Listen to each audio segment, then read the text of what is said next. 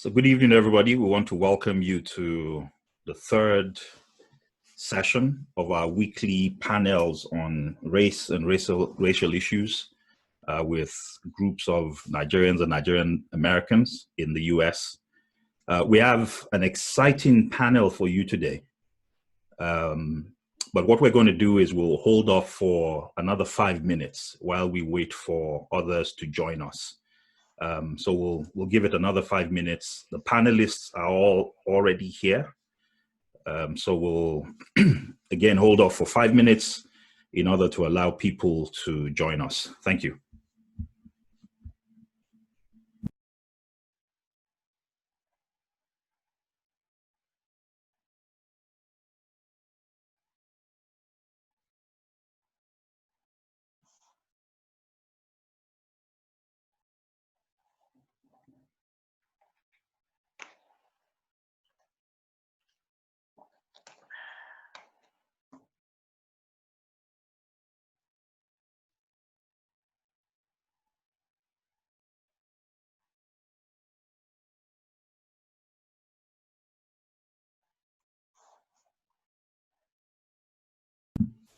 So again, we want to thank everybody that that has joined the call today. We have an exciting panel for you. What we want to do, though, is to give people enough time to join. So we're going to start at exactly 6:05. So in the next 4 minutes, we'll just give people some additional time to join us. Thanks.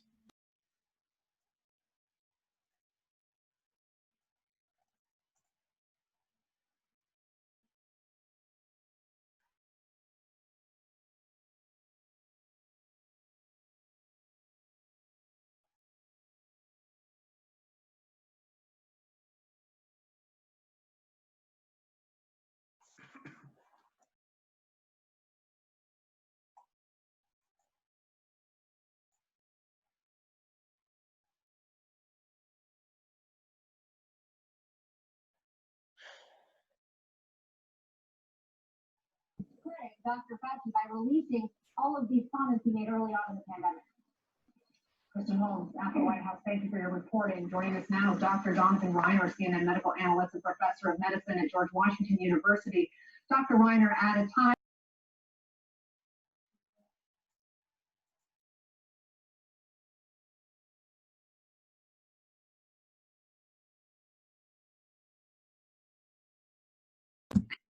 We want to thank everybody for those of you who have joined us for joining the today's session. We're going to give people an additional 2 minutes to come on board. So we will start at exactly 6:05. Thank you.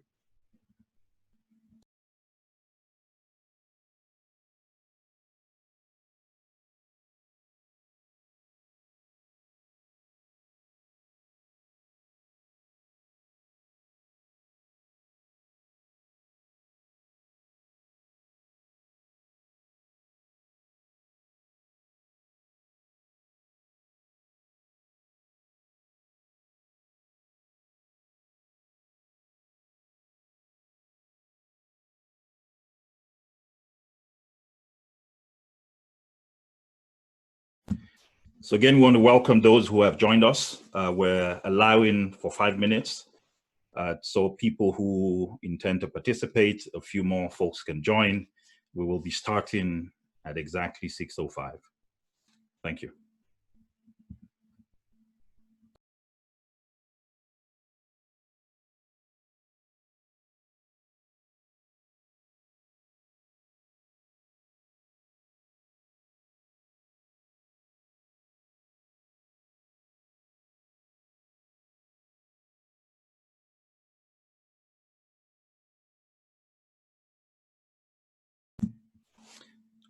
Thanks to those who have joined us so far. We're going to be starting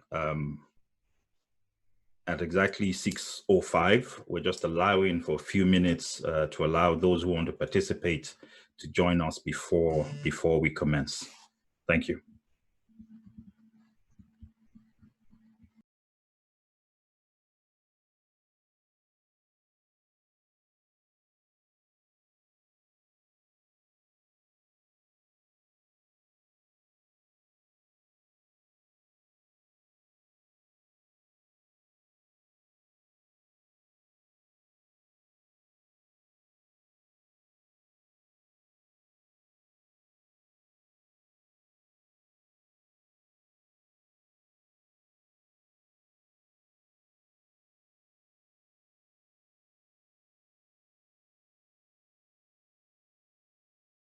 So guys, my big sauce is ready. And what I'm going to do now, I'm just going to pour it.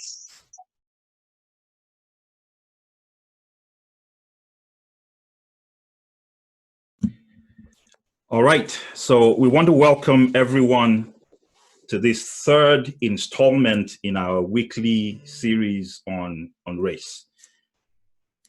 To give you a background, what this group was put together for, it was essentially to organize Nigerian Americans, mostly living in the DMV area, to participate in a march that's going to be coming up on August 28th. So on an annual basis, on the 28th of August, or around that weekend, the National Action Network, led by Reverend Al Sharpton, stages a march that aims to recreate the march that led to the I Have a Dream speech.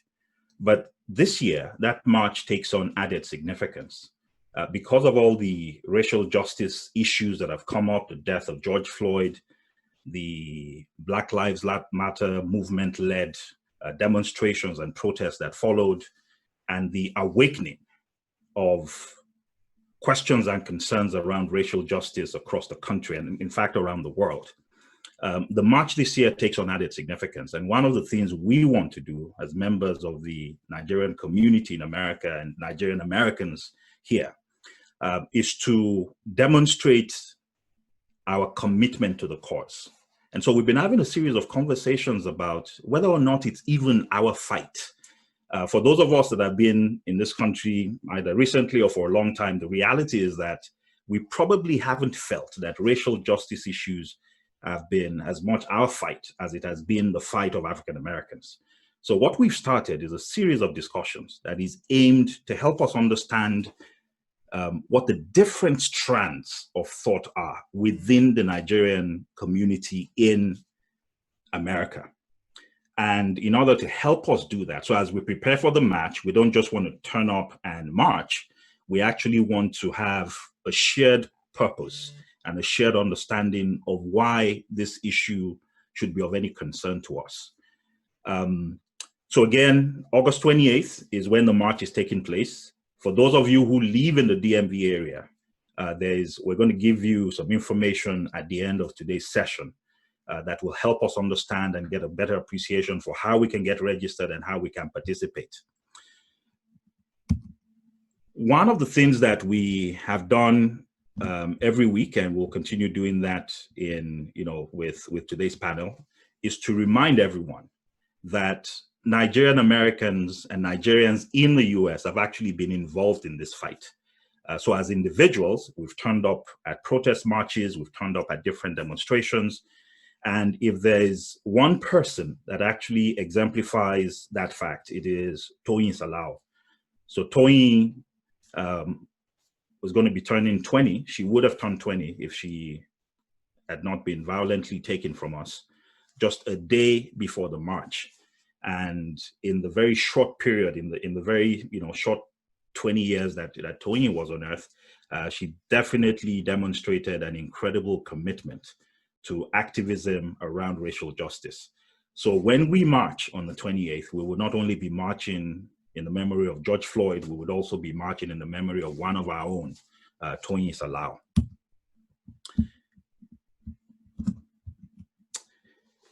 One of the things we've done in all the sessions we've had is to also not just have a conversation, but also to try to have some quantitative sense for what it is that we believe as a community. And so we've asked questions such as, whether or not we believe that Nigerians in America have the same racial experiences as African Americans. The overwhelming response, about 70% of us in the first session, actually determined that our racial experiences tend to be quite similar. We've also asked questions around whether or not Nigerian Americans can do more to further the cause of racial equality. And again, by an overwhelming majority, a lot of us that have participated in these sessions have been of the view that we can do more. And again, part of what we're trying to do with these sessions is to come to a place where we begin to understand what doing more actually means. We've asked people if they've experienced overt racism. Again, a majority of us have indicated that yes, we have indeed observed, experienced overt racism. And then we've also asked a question about whether or not people are willing to help to participate or help mobilize folks for the march on August 28th. So far, everybody that has participated has basically indicated that, look, if they're in the DMV area, they are willing, ready, able to be part of the march. And even if they don't live in the DMV area, they can help us mobilize Nigerian Americans. So what we want to do with that march is to make sure that we don't turn up as individuals, but that we turn up as a community. And that as a community, we can signal to African Americans and to the rest of America. If there's a Nigerian contingent there, you bet that people are going to know there's a Nigerian contingent. So our aim is to be present, is to be conscious, and is to be loud, to make it obvious that this is a community that cares about what's going on and that we are invested and involved in what's moving forward.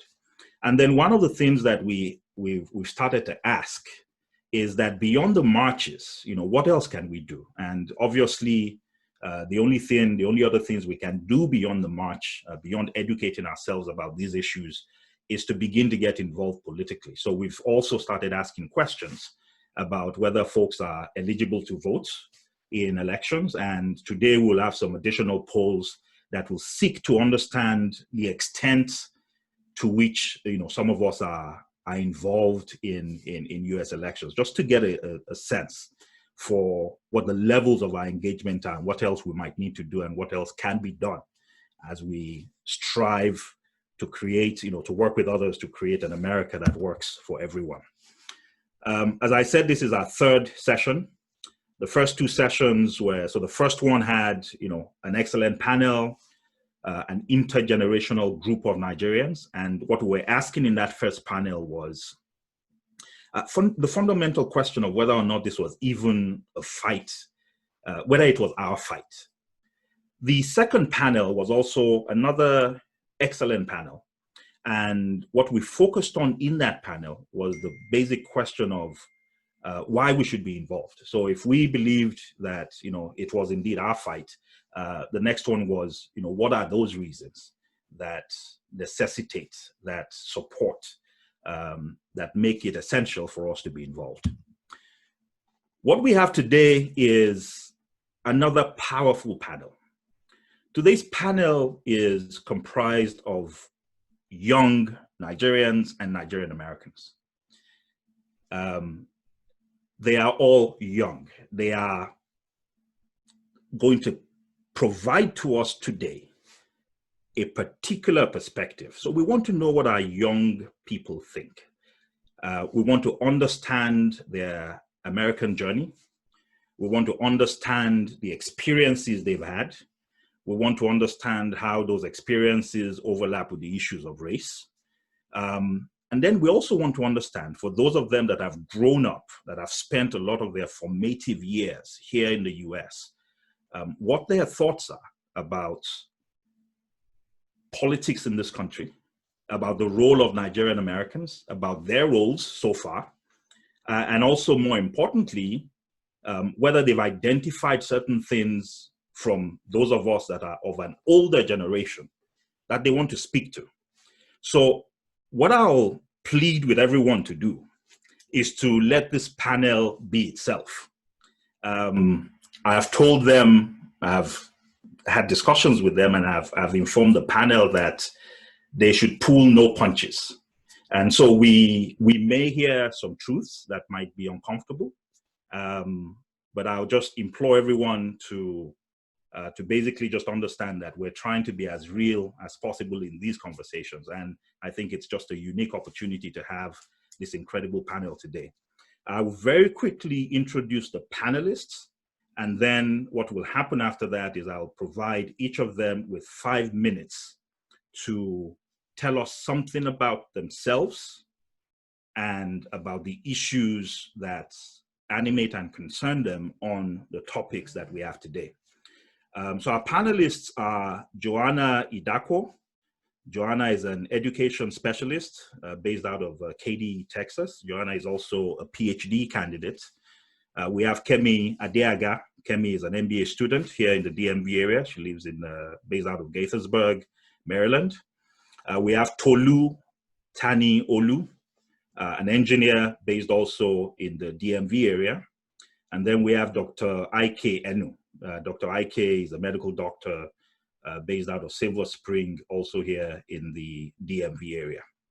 So without much ado, I will call on Tolu. So I'll call on Tolu first. And then after Tolu has his 5 minutes where he gives us his perspectives and his views, we will then go to Joana. And then after Joana gives us her perspectives and views for 5 minutes, we will then go to Dr. Ikay, and we will round out with Kemi. So Tolu, you have your 5 minutes. Good afternoon, everyone. My name is Tolu Tani-Olu. I am an engineer. I studied mechanical engineering. I live in Brookeville, Maryland, and I am actually very involved in politics. How I came here is just that my family came here when I was 4 years old for a better life here. Both my mom had been an attorney back in Nigeria. My dad had been a civil service diplomat also in Nigeria. So we came here and just trying to live our best for the American dream. We moved here for the healthcare. I have sickle cell anemia, so one of the things that we moved here was for the healthcare in the United States, because I could not get the healthcare that I needed back home without essentially being a millionaire. So I go through I go through my struggles, my life. I relatively remained apolitical. I always did vote Democrat because I assumed that that's what black people just voted Democrats. So what literally politically changed for me and the fight was actually Trayvon Martin just getting murdered. And the fact that many of my white friends, many of the white people in the churches, they just found that perfectly understandable. And I was literally conflicted because there had always been a somewhat apathetic relationship between Nigerians and Africans in general and African Americans because of, you know, different social ills, tribal identity. And I never really paid much towards it. That was for me was the first eye-opening awakening of my blackness in America. Of course, I had experienced younger bouts of racism, weird stares and snares, but I really did not pay much attention to that because I had my family, I had my friends and all that, and I wasn't too concerned about such trivial things from strangers that I would never met. So that's the first time that I first started getting involved. I started learning more about Black Lives Matter. I started getting involved more politically. I even donated to some campaigns. I donated to the Ben Jealous campaign, to the Bernie Sanders campaign. I really agree with a lot of their policies. I believe in things like a universal healthcare system, tuition-free college, also massive criminal justice reform, including the defund the police movement. In my opinion, also ending qualified immunity for those, which basically gives cops a leeway for them to murder us and claim that they did it for our lives.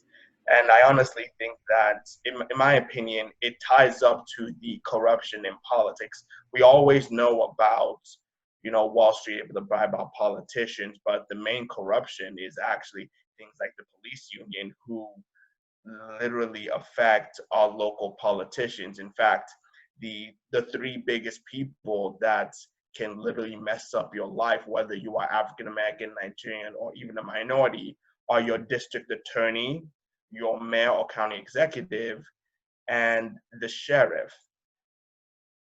Also judges. So those are the four main. One more minute, Tolu.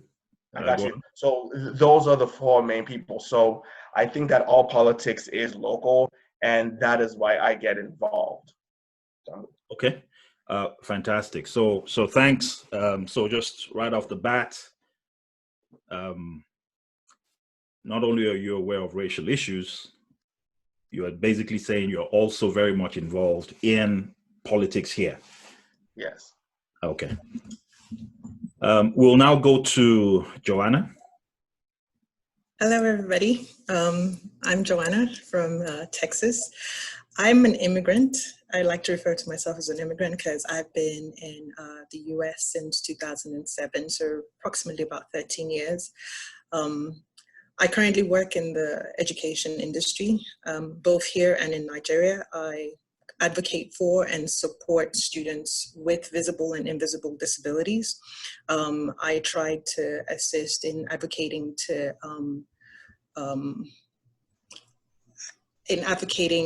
make sure that they get the level of educations as their non-disabled peers. Regarding race relations, I like to think that I'm on the fence with regards to it, being that one, I'm still learning every day about the African American culture. And two, I feel like when I watch the marches, when I watch the fights, I feel like we're fighting the same battle in the same way, expecting a different result. Okay. So we'll get back. Thank you, Joana. She's introduced an interesting new perspective, and we'll dig deeper. So you've said you think we're fighting the same old battles in perhaps the same ways. So we'll talk about that, and I'm sure there might be people on the panel that might have a different opinion. So we'll certainly get to that. Can we then go to Dr. Enu? Hello, everyone. Thank you for hosting this panel, Malcolm. My name is Ikay Inu. I'm a medical doctor out of Silver Spring, Maryland, like Malcolm was saying. My American journey is that I was actually born here with my older brother when my dad was here training as a medical doctor himself. And then when I was a couple of years old, he moved back to Nigeria with my mom. And that's where I grew up until the age of 14. And then I came back here for high school. So that's been that's kind of my perspective. With regards to race relations and kind of my experience with that and trying to understand the dynamics of race and racism in this country, I probably would say that I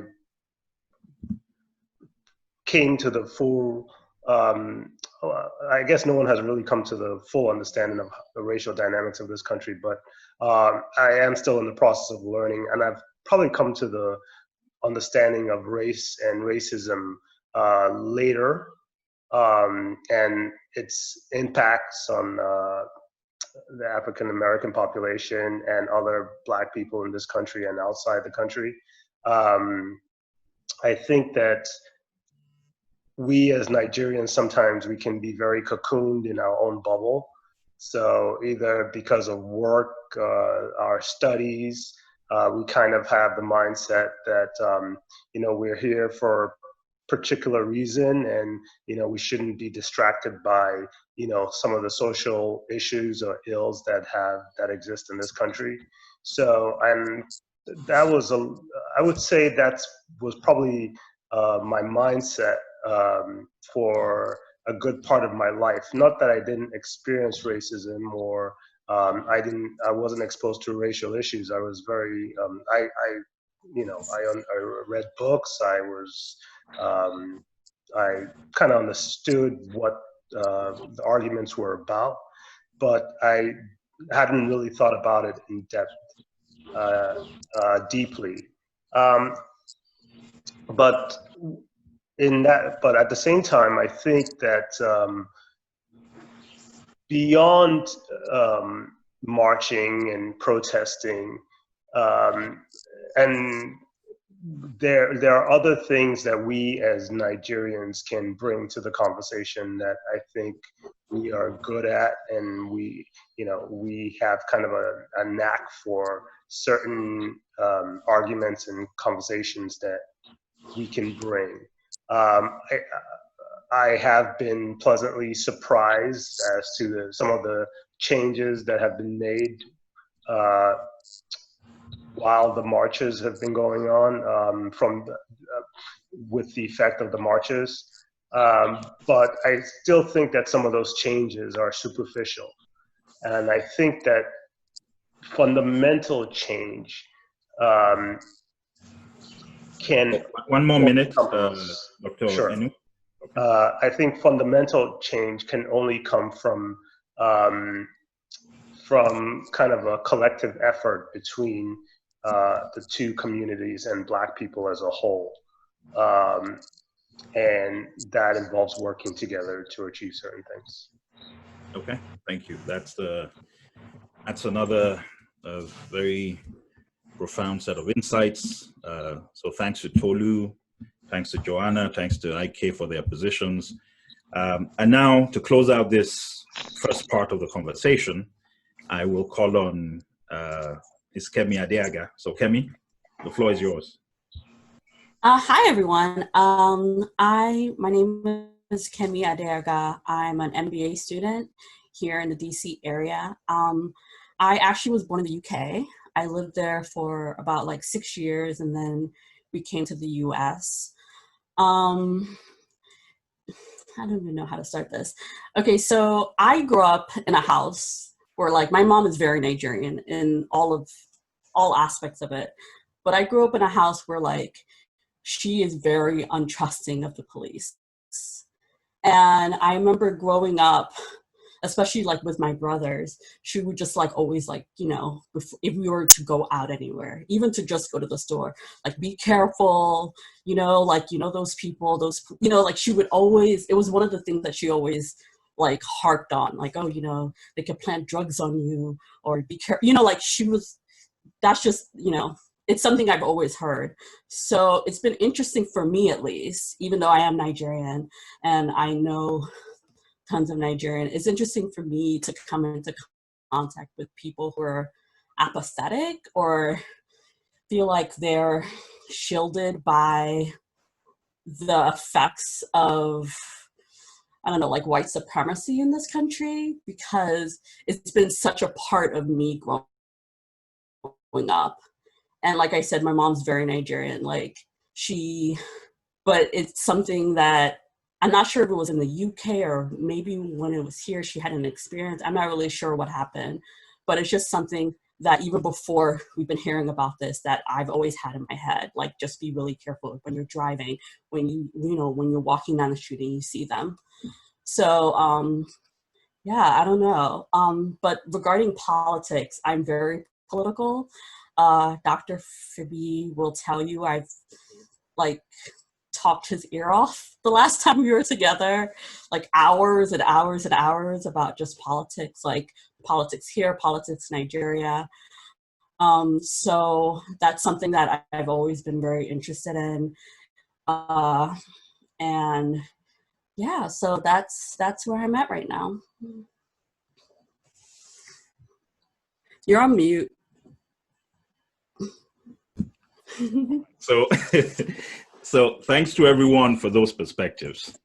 I'll follow up on something that Joana said. So Joana said she's still on the fence.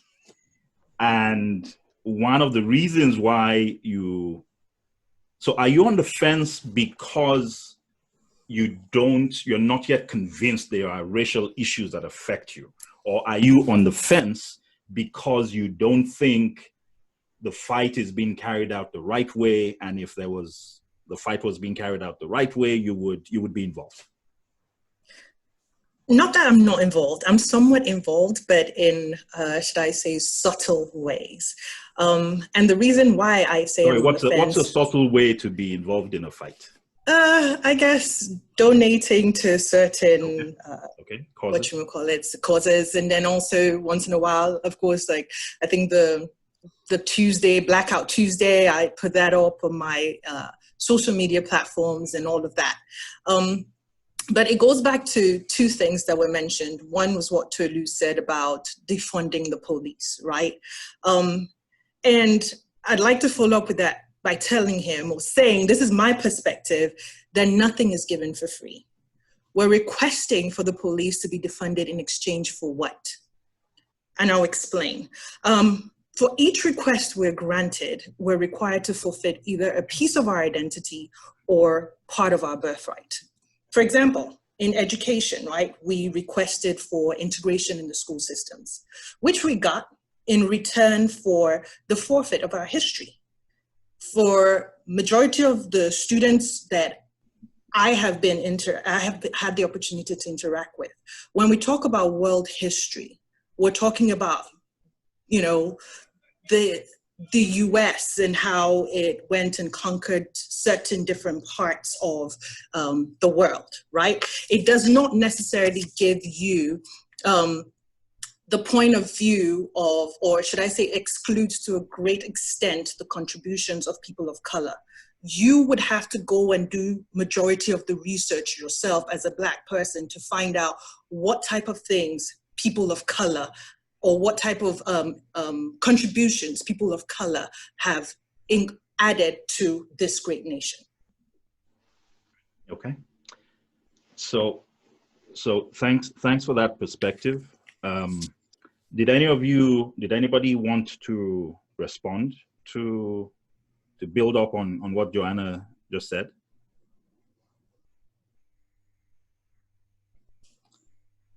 No one?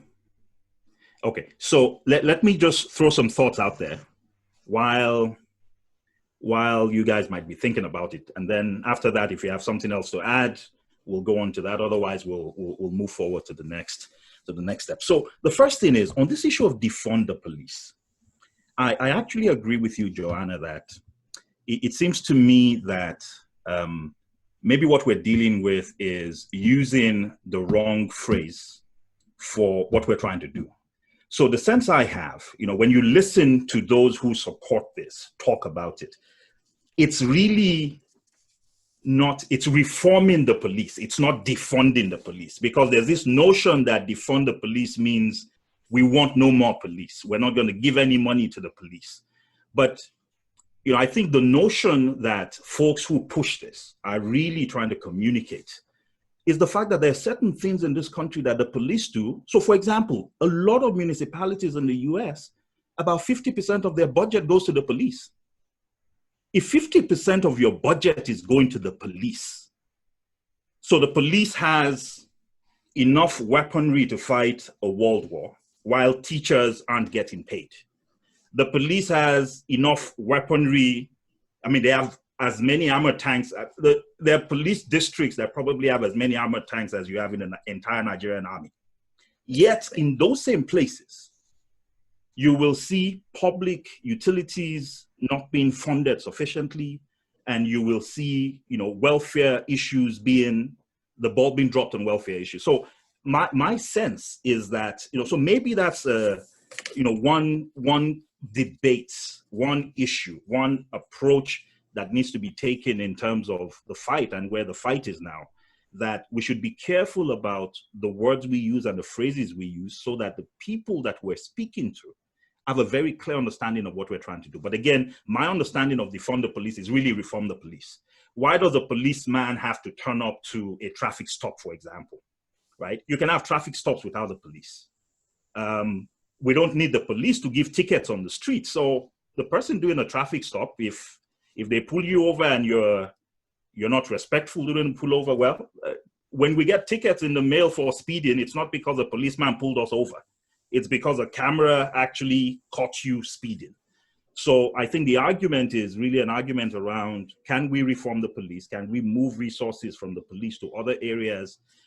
Can, for example, welfare workers be the ones to go and check up on abuse in the home, rather than somebody calls the police about abuse, and then we have men with guns who are ready to pull a gun to shoot at the slightest provocation or at the slightest suspicion. So I think those are some of the issues that we probably need to deal with there. Does anybody have any additional perspectives on this? Tolu? Okay, after Tolu, then I'll come to you, Kemi. Okay, so I think, Dr. Malcolm, you are right. And the reason that they say that it is defund the police is simply because it is so extreme that actual police reform looks like the compromise position. Because, as I was saying, there are lots of politicians on the state, local, and federal level that police unions are some of the biggest fundraising apparatus. So when you go with the kind of perspective of defund the police, it basically is that, okay, do not defund, but we will look at police reform. And let me give you a perfectly good example, was the Civil Rights Act. Was basically, remember, LBJ was a closet racist. The guy literally rolled with the Klan. And he was the one that signed the Civil Rights Act, in order to help get Black people to vote.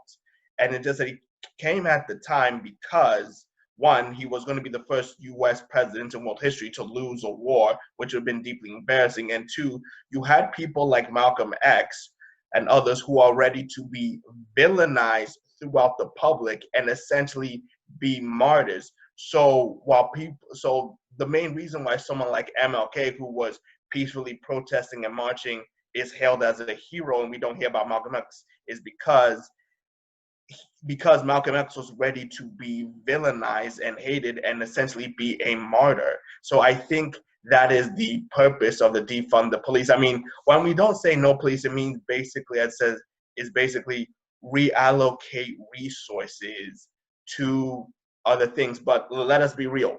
We're trying to scare white people. When Black people literally come out this, white people have a genuine positive affiliation with the police. When people of color literally come in, again, police reform looks like the compromise position, and that way we're able to get a lot of compromise. For example, Minneapolis, when they did defund the police, slashed half of its budget. A lot of major states in LA have reallocated $150 billion. A lot of them are thinking about things about ending qualitative immunity. And I honestly think that that is the way to go. I think that it has to be so out there and there has to be so much anger inside entire space that any type of reform looks like a compromise. You need to, Dr. Malcolm, you'll vote. Okay. Thanks for that perspective, Tolu. Kemi, you wanted to add something to the conversation? Yeah, so when I think of reforming the police, I find it hard to understand because, like, the police is working just as it's supposed to, right? Like, they're doing what they're supposed to be doing. There's, like, a disregard to, like, Black lives, and I just don't think it's possible to reform something that it's not possible to reform the police. Like when people, like activists talk about defunding the police, is defund the police in order to abolish them. So I understand like a lot of people are like throwing out like different definitions of what it means and stuff, like especially people who are just getting on the bandwagon within the last 6 weeks. Which whatever is fine. But there are people who've been doing this for a very long time, like Angela Davis, Miriam Kaba, like who have been writing about this stuff, theorizing this stuff for a very long time. And their whole idea is that like the police we're not able to reform them. We can't think, we're always talking about reforming the police. There are police chiefs that come in with reforms in mind who try to like put in all of these different, policies, all these different new ways of policing, and that it just never works because it's not set up for that. It's not set up to care about Black people. It's not set up to, yeah, I don't know. Like that's just what I want to say is that it sounds good and nice and warm to be like, oh, you know, what we're really meaning is that we're gonna reform, but that's not actually. Personally, I don't think that's possible. I think that we could keep doing like this reform the police thing. And just as Joana was talking about doing the same thing, you know, we could keep doing the reform the police and we're going to still get the same things that we're getting now, the same results. So, okay, yeah. Understood. And we'll come back to that. Dr. Ikay, did you have a perspective on this that you wanted to share? You're on mute. Well, I guess I have more of a question because I'm still learning, and this is a very complicated and nuanced topic. For some people, it's very black and white, but it's multi-layered. And I think, you know, and we've talked about this earlier, Malcolm, but part of it is this issue of you know, marketing. That defund the police is in my opinion,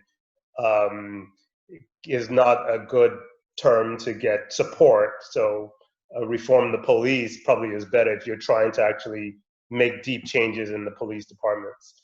But my question is, and this is to the panelists because I really don't know. There's a reputation in this country that a lot of the crime, okay, is in neighborhoods that are heavily black or minority. And people usually pull up Chicago. I lived in Baltimore, and we lived with that. That's kind of the part of the history of this culture, of this country, and that's still going on. My question is, will defunding or reforming, whichever, of the police affect or lessen the kind of significant pockets of crime that we have in some of the inner cities in this country, where you have, you know, young black men killing young black men in just really abhorrent numbers? Will that affect it? It is part of that culture where you have these high crime neighborhoods. Is part of it as a result of kind of the semi-police state that we live in with militarized police? Has that led to an environment where a lot of these youths feel like, you know, they have no way out but to kind of, you know, take up arms and go to war with each other? So that's my question. Now, hold on. Let me. So just a second. Just a second. So let me. I'm supposed to be a moderator, but let me jump in. Let me jump in and just say something quick. So it's a great question, right? It's an extremely important question, and I think one of the things that we need to think about when we go into a struggle is we're struggling because we want to win something. Now, so let me give you a few quick examples. The abolitionist movement, part of what led to Lincoln fighting for abolition and being ready to take this country to war. So the only civil war America has ever had is interesting. It was a civil war. It was a fight about black people, right? The only time this country ever fought itself was white people fighting over whether other white people can have black people as slaves. And guess what? For the first 2 years of the Civil War, even black people in the North could not take part in the war that was being fought on their behalf, because Northern soldiers were not ready to fight with the black people they were fighting for. It's a complicated thing. So here's what I'm saying. Lincoln didn't just arrive at abolition. There was an abolitionist movement that had black people fighting, but also had white allies. You need allies for a fight. So when LBJ, as you mentioned, Tolu, what you would remember about that period in American history was that there was a civil rights movement. The civil rights movement is actually a movement that's been around since segregation, right? Since the Jim Crow days, since Reconstruction. in different forms. But one of the interesting things about the civil rights movement was that when the civil rights movement was the most effective was when we actually began as a community to bring on allies. When the freedom buses were riding, remember those freedom buses were not only full of Black people, those freedom buses also had white people on them. And I would suggest that, so Trayvon Martin, this is not the first time that a Black person was senselessly murdered. There was Trayvon Martin, there was Eric Garner. There have been so many other people before now. And one of the things that I think has been incredibly interesting about this, so people marched, we all marched during Trayvon Martin. We marched for Eric Garner. But then within 2 weeks to 3 weeks of marching for George Floyd, we're starting to get laws changed. We're starting to get a Republican Senate actually come out with a reform bill. What was different?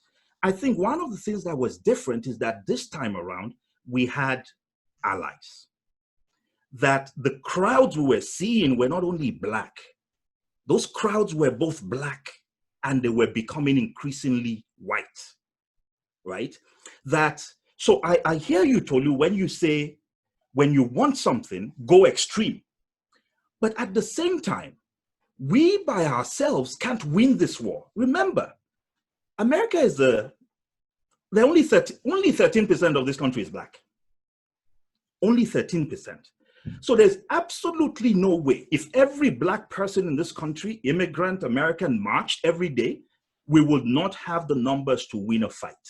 And I think part of what we need to think about as a people, as we get into this fight, as we start asking the question, what's next, is to think about ways in which we, so for instance, defund the police. We know exactly what we're trying to get. And you're right, that what we're trying to get is maybe we ask for the extreme.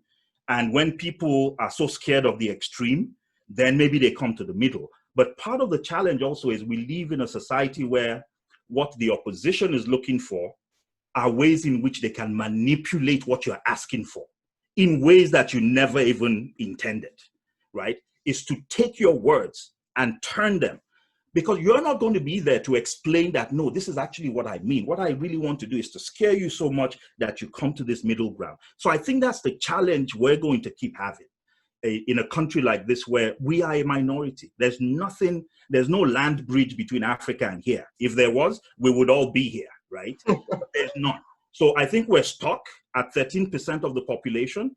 And as Black people here, how do we move forward? So let me throw a question. Let me turn this. Let me ask you guys a question. So just yes, no, yes, no, yes, no. I will exclude you, Joana. Joana, so you're not voting here. You're not currently voting in the state or anything like that, right? Oh, no, I do vote. I actually just voted in the primaries. Okay, great. So are you guys, I'll just go down. Tolu, are you involved in politics? Do you vote? Do you get involved? Do you support candidates? Yes, sorry? Do you support candidates? Yes. Okay. Yes, I am a member of All Revolution, so we support down ballot candidates for both the federal, state, and local elections. We actually just helped the Democratic primary for the mayor in Baltimore, Brendan Scott, who is going to go against Republican. We are going towards some local state legislators. We're re-electing Craig Zucker, who is in my district, who believes in the same things that I do. Again, there is ironically a Nigerian called Will Jagundo, who is the Montgomery County, Maryland County Council at Large representative, who has the same affiliations that I do. So as I told you, all politics is local. So I do campaign, donate on all state levels. I do share, I do phone banking. Again, I am a member of All Revolution. So if you wanted to check them out, they have a list of candidates that they support throughout the United States. Okay, great. Kemi, are you involved? So I don't vote. I'm a DACA recipient, so I can't vote, but I do support candidates. I've phone banked, I've gone door to door, I buy merch.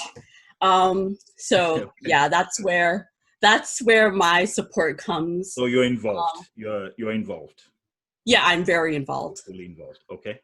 Joana, I know you've said you are, what did you call it? A silent supporter. How did you phrase it? I forget how you phrased it. A silent supporter. Yeah. Subtle. It's subtle. Yes. Thank you, Rachel, for reminding us. It sounded better when you said it. So what is the extent of your involvement? So right now I'm in a group. I just recently joined a group called Texas Diasporans for, Texas African Diaspora for Joe Biden. And we are supposed to be going out there to help kind of push to, for votes for him, as well as request hopefully for people to fund the campaign and also kind of educate them on why they need to vote. Okay, great. Dr. Enu, are you involved? I've been involved in many campaigns. I've always voted Democrat. Voted for, actually used to campaign for Senator Ben Cardin. I used to work on his campaign for some reason. Yeah, so I'm a lifelong Democrat.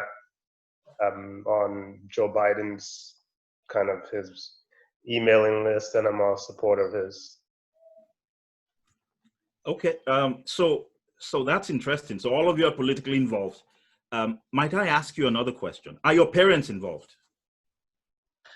My parents is pretty much, they just vote Democrat straight ticket. That's pretty much it. Okay. Do they get involved politically beyond voting? But they do vote.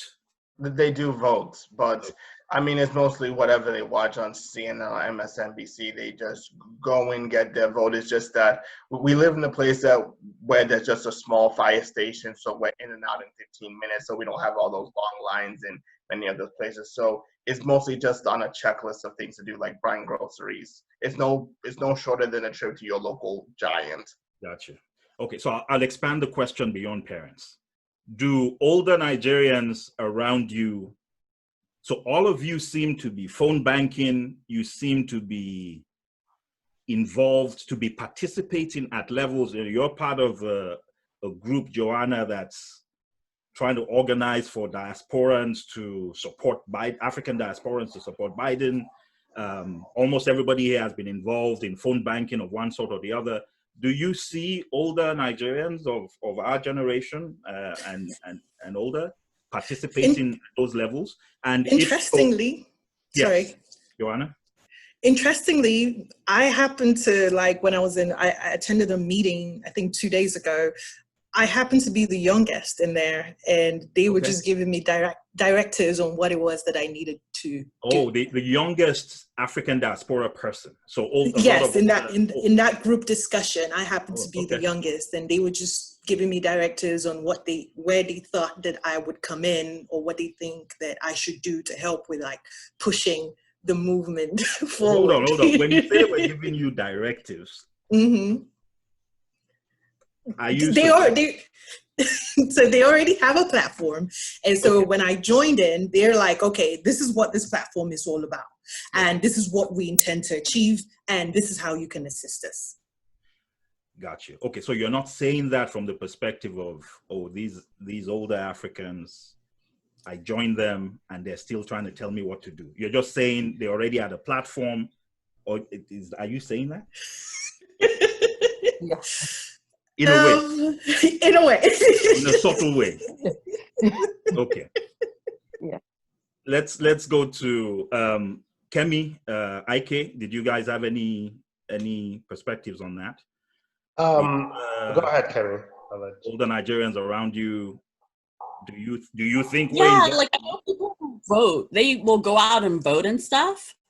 And they hate, or at least the ones I know, they hate Trump. But making phone calls and like going door to door. No, I definitely don't see that. But I don't know. It might be because I live in Maryland, and especially with how elections work, I don't know. Like they vote, but they're mostly apathetic. Let's just say that. Okay. Dr. Enu? Yeah, I can't really say that I've seen a lot of older Africans participate. I think now that with Trump, we may see more of that because everyone realizes how dire and serious the situation is. But historically, I can't say that I've seen a lot of older Africans or older Nigerians participate. Okay, so Kemi, how did you get involved?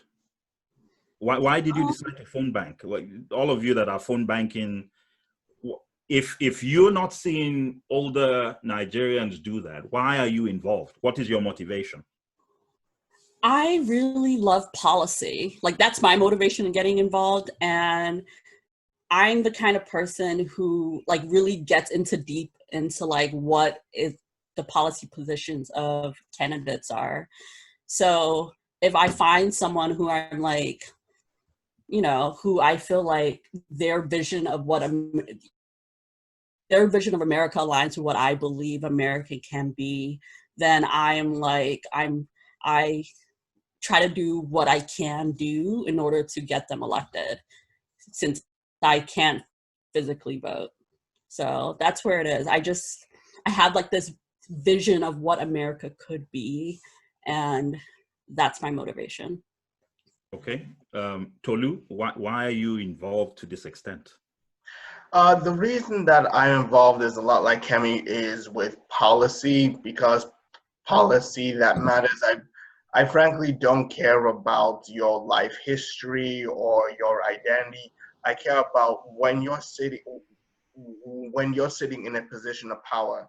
Are you going to make my life and the people that I know's lives better, or are you going to make them worse? We may not always agree on policy, but the important thing is, for me, is not only policy, but who are you listening to? Are you listening to actual voters, or are you listening to multinational corporations that can literally cut a check for $100,000 and you literally vote on a bill that rewards them with $1 million? So are you just essentially just a bot person? And to go back to your other points about why older Nigerians, if they are political or not, I think that a lot of them actually, a lot of the Nigerians that came here wanted to flee the political discourse that was happening in there, and they saw what was happening here and did not want to get involved. I think many of them, they voted respectfully in their state, but I think with he who shall not be named in the White House, especially with what he said about, remember, he called us S-hole countries and literally said Nigerians live in huts. And I think that was basically the breaking point. What was the start of the breaking point that was going on, and just saying that, and just everything just in political discourse. So I think that, as many people have said, most older Nigerians are apathetic. But I think in this election, it's like, he must go, he must go, he must go. That's my perspective. Okay, thanks. So let's thank you all for a great conversation so far. Rachel, can you read out some of the comments and tell us what the results of some of the polls have been that you've been taking? Okay, the comments have been fast and furious. There have been some really, really impactful things being discussed here. With regards to defunding the police and if it means reforming the police, Tolu Amoba says there is crime in every country. It's tied to the difference between the haves and the have-nots. Minorities and blacks are positioned to have less, while their white counterparts have more. This, amongst other things, cause crime, and it would seem that Dr. Esther Ogunjimi is agreeing with this when she says the whole system has been rigged against blacks. A system overhaul that treats blacks the same way they treat white criminals will be a step forward, I think she means to say, as we continue to work on all other systemic racism issues. So one of the polls where we said, have you ever participated in the US elections?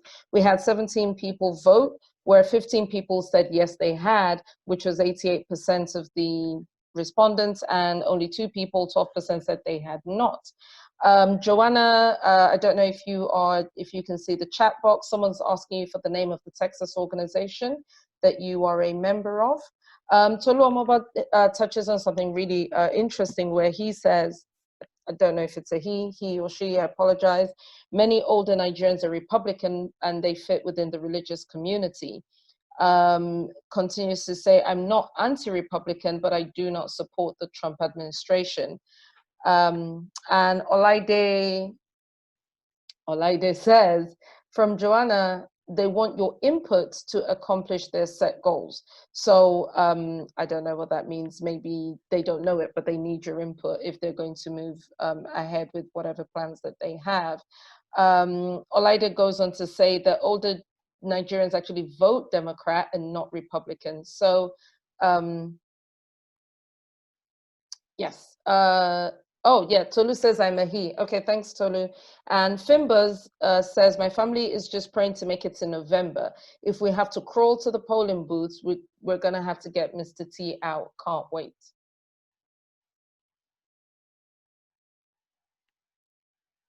And for the person that was asking the question, for Joanna's Texan group, it is adgg.org. She's placed that in the chat box there. Okay. So thank you very much for reading those comments. Thanks for your comments. Please keep the comments coming. Let's keep it interactive. We'll keep on reading some of these comments as we go on. And one thing to remind folks of is that for those of you who might want to be a part of the panels, future panels, at the end of today's session, we'll provide you with some information about how you can reach out to us and let us know of your interest. So there was something a number of you said in the beginning. I think Tolu mentioned it. Ikay, I think you mentioned it as well. Was the fact that there was a time when you weren't thinking about racial issues, or you were not as aware of racial issues as you are now. I think Kemi had indicated that from the get-go, her mother was having versions of the talk, right, with you about how to engage with the police. So, Tolu, Ikay, do you, and Joana, do you guys have a sense for why do you think maybe racial issues were not as top of mind for you? Who wants to go first? Oh, yes. I mean, you going to go first, Ikay, or? You can go ahead. Okay. Well, I think it's because that there's always been a split between Nigerians and African Americans, and this is literally portrayed by stereotypes, because I think that even with white people, they view Nigerians as like the model minority. Even with people who disagree with Black issues, you can pretty much find Nigerians anywhere on the planet. We have the largest diaspora in the world, and many people who literally point to you know, Black communities dilapidated are able to see, look, these Nigerians, even though in a strange country, they're able to become, you know, doctors, lawyers, engineers, businessmen, pastors, and it portrays that kind of stereotype. And I think a lot of us fell into that type of like what I call like that model minority trap. And I think as the generations kept on going, kept intermingling, many people could not tell the difference between a Nigerian and an African American. And I think that it started affecting us more because we started seeing it with our own eyes, and we just could not, you know, take it anymore. So I think it was more that we got dragged into the fight, and now that we dragged in, because the fight came to you. Yes, I think that's it with most people. I think most people were like apathetic. They stayed in their own lane. We were either going to either church or school. But when the fight came to us and they thought that they could bully us like they do the African Americans and turn the other cheek, a lot of us who were literally raised with, and I'm kind of with some backbone, said, hell no, we're going to fight back. Okay, Ikay. I would echo exactly what Tolu said. I think, you know, when I was growing up, there was certainly a split between African Americans and Africans, and kind of what we were told to, and this split was reinforced by, you know, family and kind of the Nigerian community that, and then on the other side, that split was reinforced by African Americans who were still learning who Africans were, and you know how we kind of fit into the society as Black people. So I think on our side, on the Nigerian side, the emphasis was, you know, go to school, kind of keep your head down, focus, and kind of don't get distracted anyway by some of this cultural issues, kind of some of the you know, that are endemic in this country, that you know, some of us believed, some of the other generation believed, kind of have been going on forever, and it's just part of America, and you know, your job is just do your part, and if you can, get out. So okay. Okay, cool. Thanks. Joana, did you have a perspective? Yeah, but I'm going to definitely echo what they both said.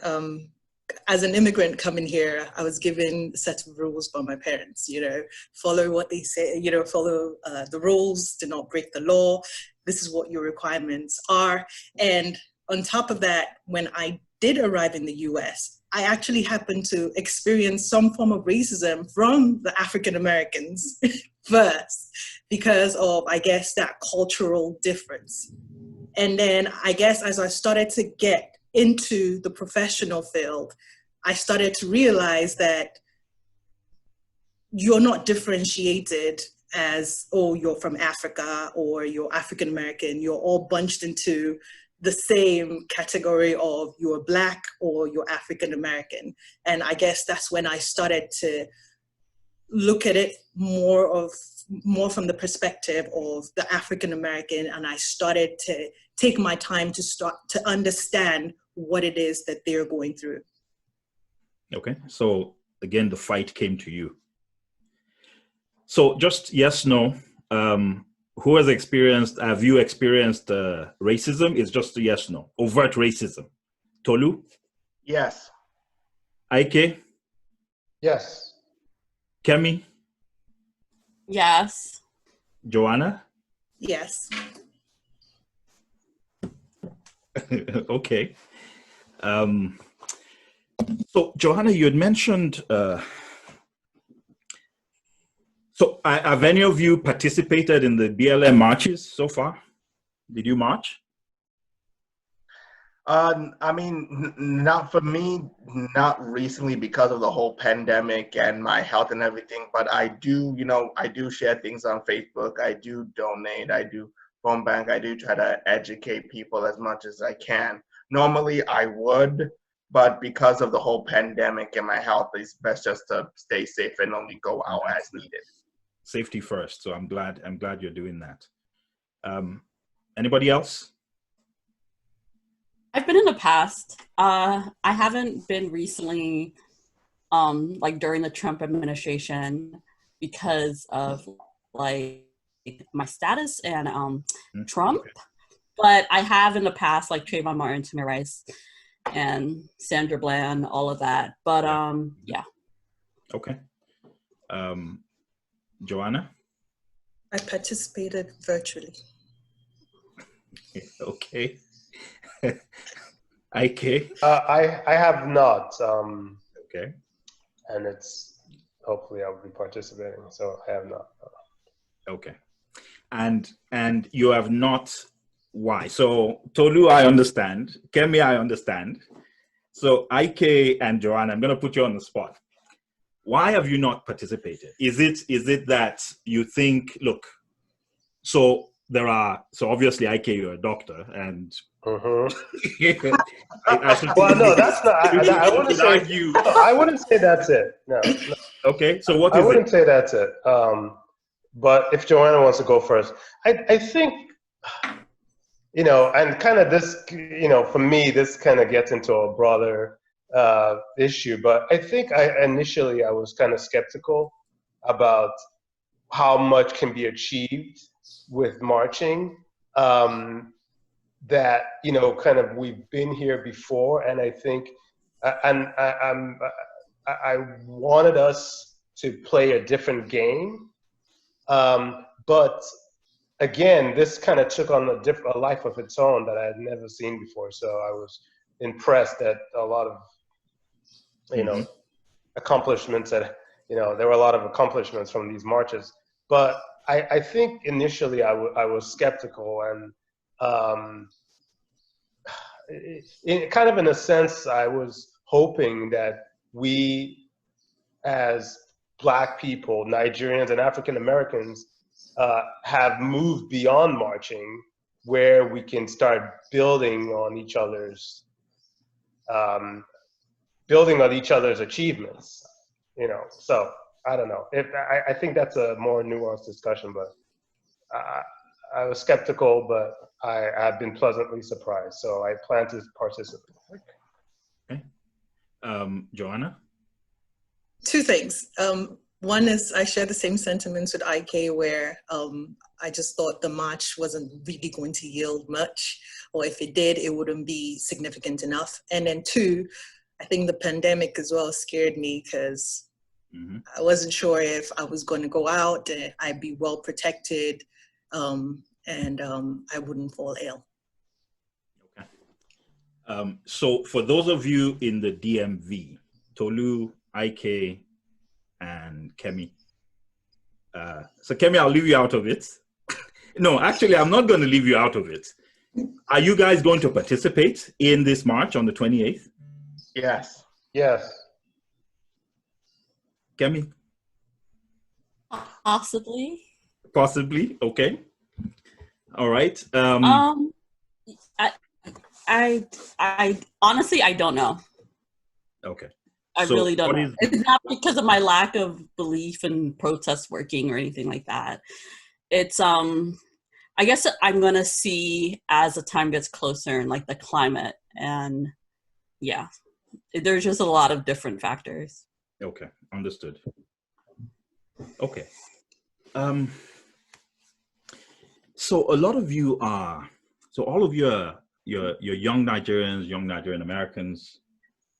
And, as I look around, there's the engineer, there's the educator, there's the MBA student, there's the medical doctor.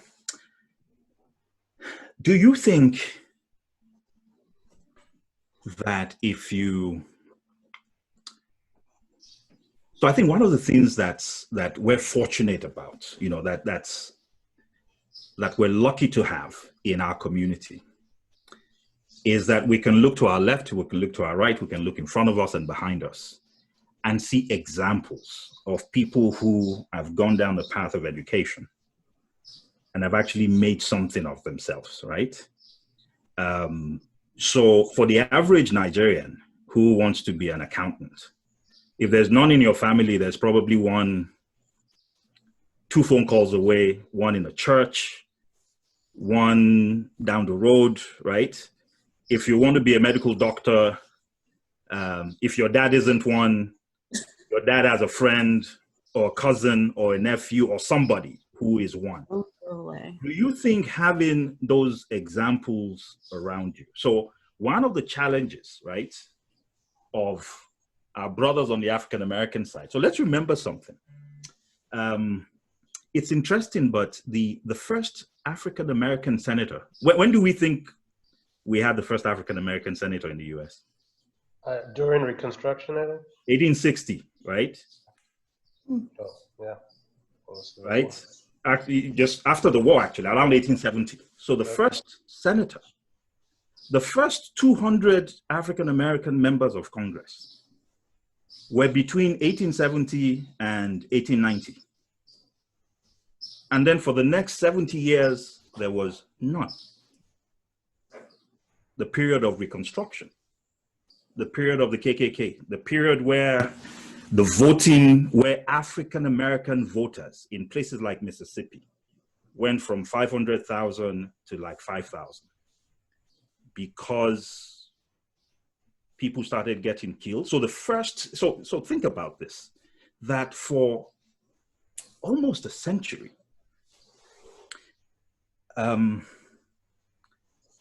Reconstruction, then Jim Crow, actually just systematically decimated a community. It's interesting that when the president went to, when President Trump went to Tulsa, Oklahoma, it also brought to light another perhaps not very well-known fact, that Tulsa used to be, there was a street in Tulsa that used to be called the Black Wall Street, right? That, you know, the first time in this country that planes dropped bombs on Americans. Do we know when that was? That it actually wasn't Pearl Harbor. The first time planes dropped bombs on Americans was in Tulsa, Oklahoma. Wow. When a community I believe this was in the 20s, when a community, a thriving Black community of businesses were terrorized by their own, by folks in their own city. And they used planes as part of that terror. Planes, it was 2 days of carnage. Hundreds of people died. So I think as a community, those are some things that we probably might have to begin to teach ourselves. So my question to all of you is, to what extent do you think your view, so all of you are obviously now extremely conscious, you understand racism because, you know, not because you've read about it, but because each of you appears in your own experiences to have actually experienced it. Do you think you have enough interactions and engagements with members of the African American community? And if not, how do you think we can change that? Well, should I go? I mean, does anybody else, or should I go? I don't know. Yeah, go ahead, Tolu. Well, so let me go back to what earlier you said. Also include redlining. Redlining was on also on an economic version, so I just want to put that out. So Absolutely. as much as we have interactions with the African American community, I think that we do some which are willing to, you know, listen and be educated, because you have to remember there is still a lot of tension between the African and the African American community. I know that things were softened the blow between the election of Barack Obama, who was an African American who had Kenyan blood in him. There was also, you know, movies like Black Panther. So and that has literally just been happening like 4 years ago. So there's still a whole lot of tension, and there is this whole kind of division between Africans and African Americans about they not knowing their history versus we do know our history. So when white people try to pull the same type of, you know, we're all slaves and all that bullshit, we can literally, we literally have our parents, we have our fathers, our grandfathers.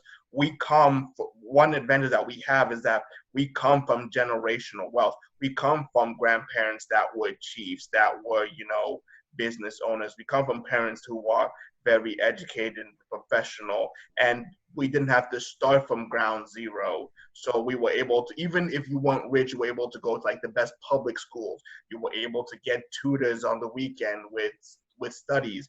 You had other people that if you needed a job or something, even if it was just a maintenance or after school job, instead of filling out resumes, your auntie and uncle could give you a small job and just pay you like $5 or $10. So, and I think that, and we should all be proud of that, but I think that it's a nature versus nurture. It really depends on how you grew up and what you know. And I think that you have to have, when you go in this country, you are Black and you are an immigrant. You know how they say the saying that you have to work twice as hard for half of what you got? We have to work 4 times as hard for a quarter that they got. For a quarter of what they got. And you need to have a thick skin to be in this country. And being an African, you must have a thick skin. This country, because we know that this country will spit you out. And we have seen what's happened to African Americans on that. So, as they say, a smart man learns from his mistakes, a wise man learns from others. So I think it is upon us to help those who are willing to listen, because here's another thing. There are plenty of African Americans who are literally essentially willing to basically play their part, be essentially a dumbass, and basically please white people in order to protect themselves. And unfortunately, those are the ones that are elevated in our society. I mean, they don't elevate the doctors, lawyers, engineers. They elevate like the musicians, the rap artists, the people that people like jackasses like Kanye West. They level him as some sort of, instead of an actual professional. So Tolu, let me stop you there. Nigerians, 2 million Nigerians follow Hush Puppy. Nigerians. So let's be real here. This notion, so let's think about a lot of these things that we're saying. We come from a country where thieves are deified, where thieves are chiefs, where you go from prison to power, right? That's the country we come from. We come from a country where the EFCC chairman, EFCC, for those of you who don't know, that's the equivalent, that's the crime busting, that's the anti-corruption organization. It turns out the guy is Hush Daddy, right? So we've got to be real about this. Okay, so let's keep that in mind, that at the same time that we think we need to educate that community, we also need to learn from that community, right? So it's a two-way thing. And I think that as immigrants here, the point was made very eloquently on the first panel that we had, that the truth of the matter is, the reason why we can come here and get jobs is because there were people marching on the streets, getting their butts kicked in Selma, getting blown up on trucks, that gave us the right as people of color to be able to actually even have a right to jobs. The reason why we can live where we live now, in Silver Spring, in Gaithersburg, the reason why that's even possible is because there were the marchers, the people who were martyred, the NAACP, the Southern Baptist Convention, all those people fought those battles. So we are recipients of battles that they fought. We didn't fight those battles. They fought them. So, and let's also remember the country we come from, where in the early 1980s, at the first sign of economic problems, you know what Nigeria did? Have you ever heard of the term Ghana must go? Mm-hmm. No. Yes. Okay. There is a bag called Ghana must go. Yeah. It is the history is terrible, because what we did at the first sign of economic trouble in the early 1980s, we had military rule up until 1979, the civilians took over and they made a mess of the economy. And within about 2 years, we were under what you would call austerity measures. The economy attacked. And the first thing Nigeria did was to ask every single Ghanaian in the country. That's what our government did in Africa. We told all Ghanaians in the country to leave. And they literally, so what you call Ghana must go was actually these bags that people had to, where people stuffed all of their life's belongings. That's what we did. That's what Nigeria did. So the truth of the matter is, it's what you're seeing here, what we're seeing is we are, so two things. So one is, as Black people here, we are beneficiaries. So I'll tell you something. My father, I was named Malcolm because my father was here. My father did his university education here. He was a member of Malcolm X's Afro-American movement when he was here, when Malcolm X actually left the Nation of Islam. I'm named Malcolm after Malcolm X. My father liked Malcolm X so much that he named my sister after Malcolm X's sister. My sister is called Yvonne. Malcolm X's sister is also called Yvonne. But they left this country as soon as they were done. As soon as they were done studying, they left for two reasons. One, the Nigeria of the 1960s was a fantastic Nigeria, a land full of opportunities. But the other thing, when you ask them, was that they couldn't stand the racism. They couldn't stand it. They liked studying here, but they couldn't imagine themselves living here until people won that battle. So we are beneficiaries of a fight that they fought.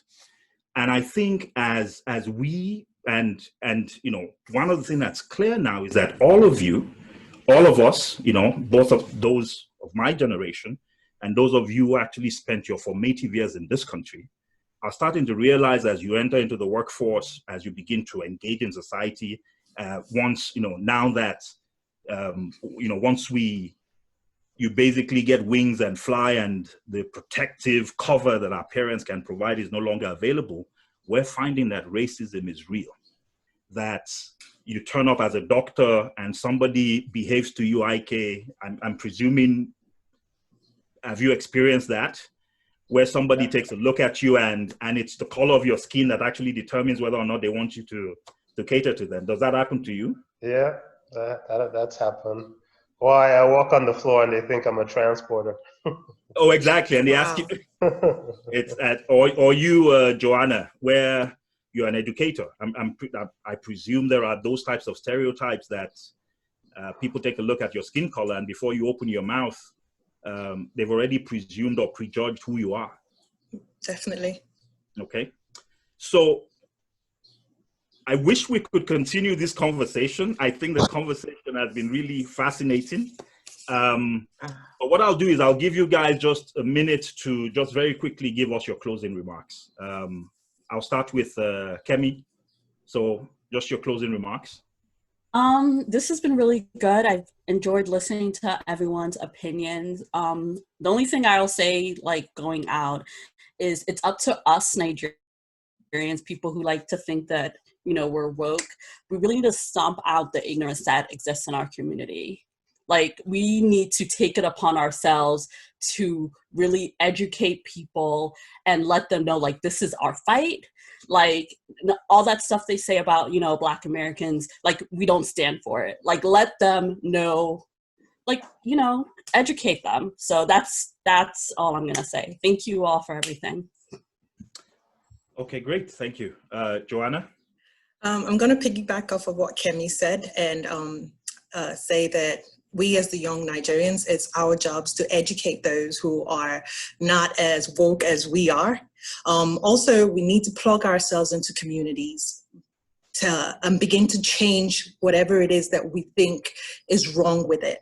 And if there are those who are capable of bearing the flags or feel confident enough to run for office in the communities, they should speak up, start talking to friends, start talking to families, and even colleagues where applicable, so that we can start pushing them forward to be able to make change or create platforms or avenues for change. Thank you. Fantastic. Thank you. Tolu? It has been an absolute pleasure being on this panel. And I want to say to everyone, educate yourself and have a thick skin and a backbone, because this is as much our fight as everybody else's. And there's going to be people that literally say that you know, we'll do things later, change later, change later. No, change is now, and you must literally have the balls to achieve that change. Thank you. Ikay? I just want to thank you, Malcolm, for hosting the panel. It was very educative for me. I learned a lot. I'm actually optimistic. I think that what I've seen is kind of the beginning of a global Black consciousness that is happening. I think we're in the beginning of it. A lot of it has to do with, you know, the power of social media and the internet, but we're learning about each other, and I think that's good. You know, there are a lot of African Americans before the pandemic anyway that were talking about, you know, moving to different countries in Africa, visiting Africa, learning about Africa. They had the year of return. And on our side, and here in America, I think there are a lot of, we're learning that we're Black people. We're not Nigerian, the African is here, we're Black, and we all share the same struggle, and we bring different perspectives, but we can all learn from each other. So thank you. Thank you all for the incredible insights you brought. You all kept it real. You pulled no punches. You promised me that, and you did it. So, you know, thanks a lot. So to everybody who came, thank you so much for participating. I think you'll all agree that this was a really, really interesting panel and follows up on all the other excellent panels that we've had. On this page, please register to march. That's the most important thing. So we're mobilizing and we're conscientizing folks towards that march. We want to be there. We want to turn up as a Nigerian community. We want to show our support. It's as much our fight as an African-American fight. We're here, whether we're immigrants, whether we're naturalized citizens. This is home for us. This is home, and we're going to fight to make sure that there is racial equity, there is justice. And one way to do it is to march. The other way to do it, as most of the speakers here, in fact, every single person has said, is what else do we do beyond marching? And I think I speak for, I hope I'm not putting words in your mouths, but I think I speak for all of the panelists in saying that beyond the march is actually the vote. Get involved, make change happen. The person who determines policing policies in any place is the mayor, are the local officials in that place. In some districts, police chiefs are actually voted into office. In some places, you actually cast a vote for who the police chief is going to be. It's different across the country. If we want to see change happen, I think what the panelists are basically saying is get involved. Let's vote, not just vote. Let's phone bank. Let's organize ourselves. Let's donate. I'm glad to hear practically everybody here saying, look, I donate, I buy merchandise. I don't only turn up on election day, I actually physically commit myself to making sure that things move forward.